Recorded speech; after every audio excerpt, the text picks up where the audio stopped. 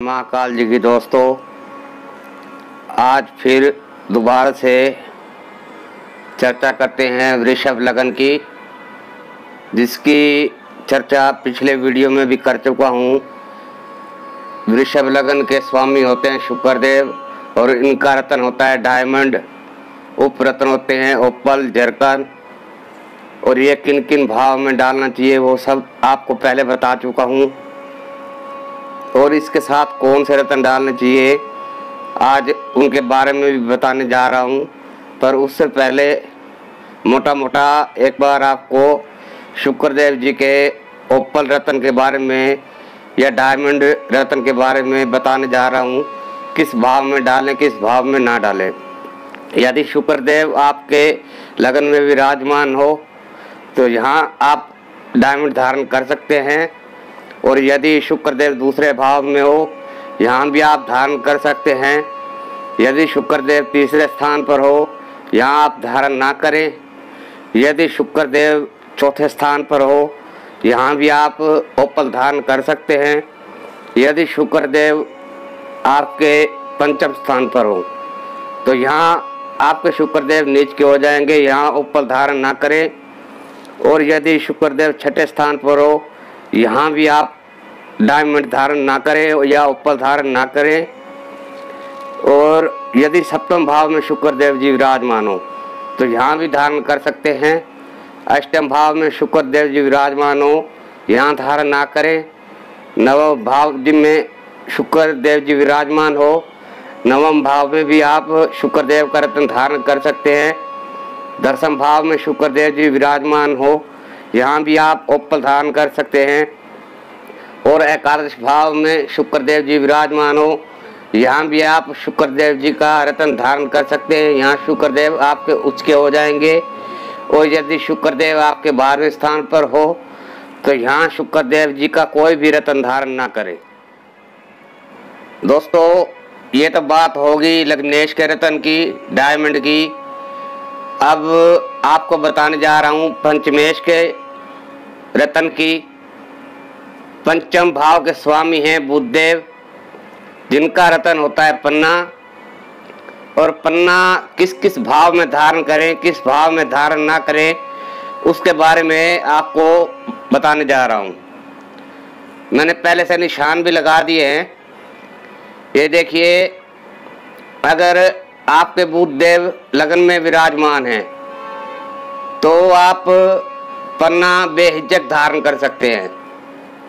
और यदि बुधदेव आपके दूसरे स्थान पर विराजमान है तो यहाँ भी आप पन्ना धारण कर सकते हैं।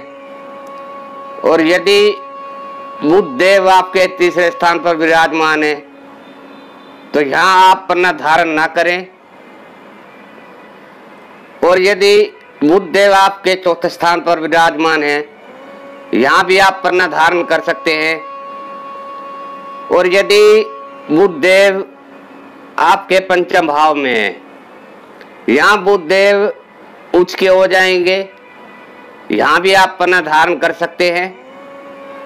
और यदि बुधदेव छठे स्थान पर विराजमान है तो यहाँ पन्ना धारण ना करें। और यदि बुधदेव सप्तम स्थान पर विराजमान है यहाँ भी आप पन्ना धारण कर सकते हैं। और यदि बुधदेव अष्टम स्थान पर विराजमान है यहाँ पन्ना धारण ना करें।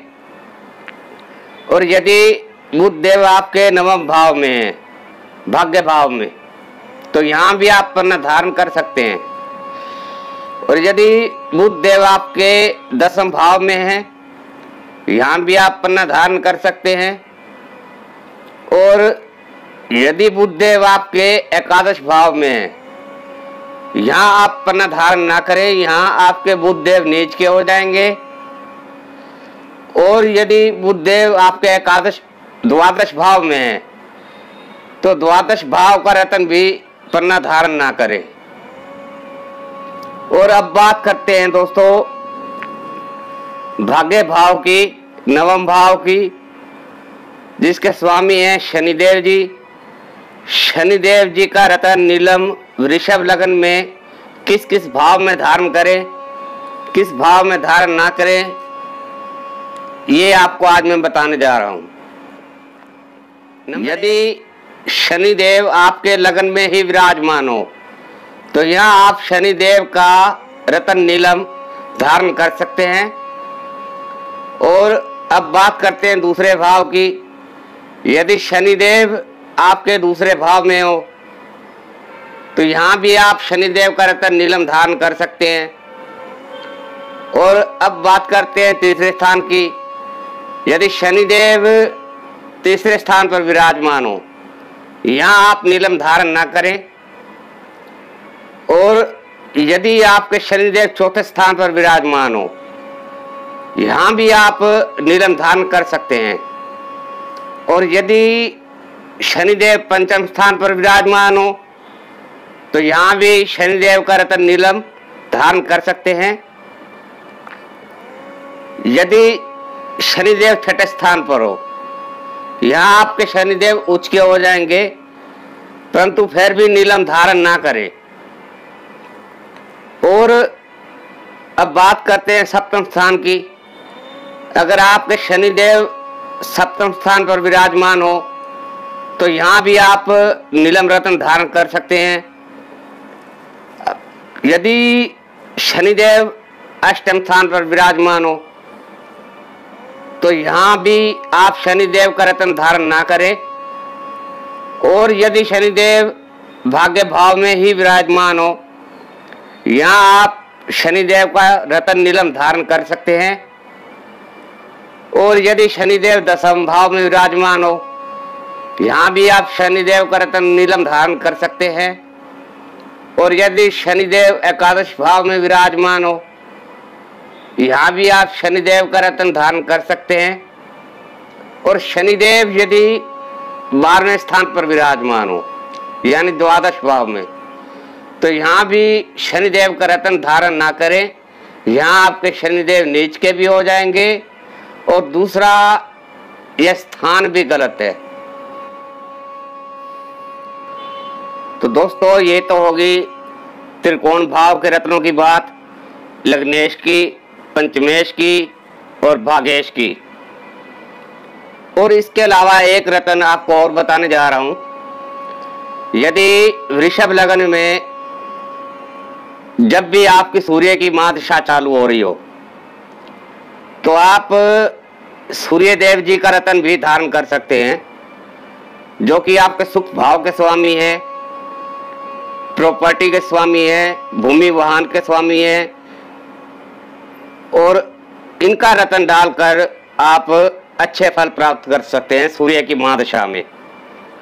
तो किन किन भाव में वृषभ लगन में सूर्य देव जी का रत्न धारण किया जाए और किन भाव में ना किया जाए, वो मैं इस चार्ट में आपको बताने जा रहा हूं। नंबर 1, अगर सूर्य देव लगन में विराजमान हो तो सूर्य देव का रत्न माणिक्य आप धारण कर सकते हैं। और यदि आपके सूर्य देव दूसरे भाव में हो, यहाँ भी आप सूर्य देव का रत्न धारण कर सकते हैं। और यदि सूर्य देव आपके तीसरे भाव में हो, यहाँ सूर्य देव का रत्न धारण ना करें। और यदि सूर्य देव चौथे भाव में हो अपनी ही राशि में, तो यहाँ भी आप सूर्य देव का रत्न माणिक्य धारण कर सकते हैं। और यदि सूर्य देव पंचम भाव में विराजमान हो तो यहाँ भी आप सूर्य देव का रत्न धारण कर सकते हैं। और यदि सूर्य देव छठे भाव में हो, यहाँ आपके सूर्य देव नीच के हो जाएंगे, यहाँ आप सूर्य देव का रत्न धारण ना करें। और यदि सूर्य देव सप्तम स्थान पर विराजमान हो, यहाँ भी आप सूर्य देव का रत्न धारण कर सकते हैं। और यदि सूर्य देव अष्टम स्थान पर विराजमान हो, यहाँ आप सूर्य देव का रत्न धारण ना करें। और यदि सूर्य देव भाग्य भाव में हो, यहाँ भी आप सूर्य देव का रत्न धारण कर सकते हैं। और सूर्य देव यदि आपके दसम भाव में बैठे हों, यहाँ भी आप सूर्य देव का रत्न धारण कर सकते हैं। और यदि सूर्य देव आपके एकादश भाव में बैठे हों। यहाँ भी आप सूर्यदेव का रत्न धारण कर सकते हैं। और यदि सूर्यदेव आपके द्वादश भाव में हो, यहाँ सूर्यदेव उच्च के हो जाएंगे, लेकिन फिर भी सूर्यदेव का रत्न धारण ना करें। सूर्यदेव का पाठ पूजन करें। और इसमें सूर्यदेव का रत्न सिर्फ सूर्यदेव की महादशा में ही दान करें, वृषभ लगन में।